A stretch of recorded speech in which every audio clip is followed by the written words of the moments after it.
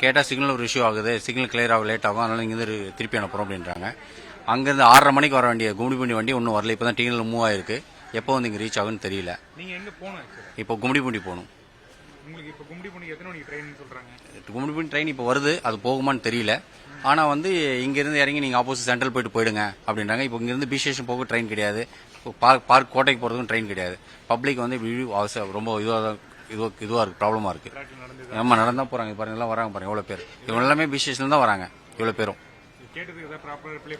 Popular signal ப்ராப்ளமாக இருக்குது. இங்கேருந்து தான் ட்ரெயின் போகும், இங்கேருந்து போங்க, ஏறி போங்கன்னு தான் சொல்கிறாங்க, வேறு எதுவும் சொல்லல.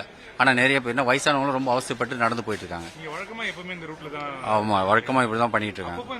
இது அடிக்கடி சிக்னல் இஷ்யூ அடிக்கடி வருதுங்க இந்த ப்ராப்ளம். அது எப்போ சரி பண்ண போகிறாங்க, எது பண்ண போகிறாங்கன்னு தெரியல சார். சமீபத்தில் இப்போ இன்னைக்கு வந்திருக்கு, ஒரு லாஸ்ட் டைம் கூட வந்துச்சு, ஒரு 1 மந்த் முன்னாடி மார்னிங்ல வருது. எல்லா ரூட்லயுமே ப்ராப்ளம் இருக்கு. இந்த மாதிரி டெய்லி இது ஒரு இஷ்யூவா இருக்கு. சிக்னல் ஒரு இஷ்யூ இது மாதிரி இருக்கு.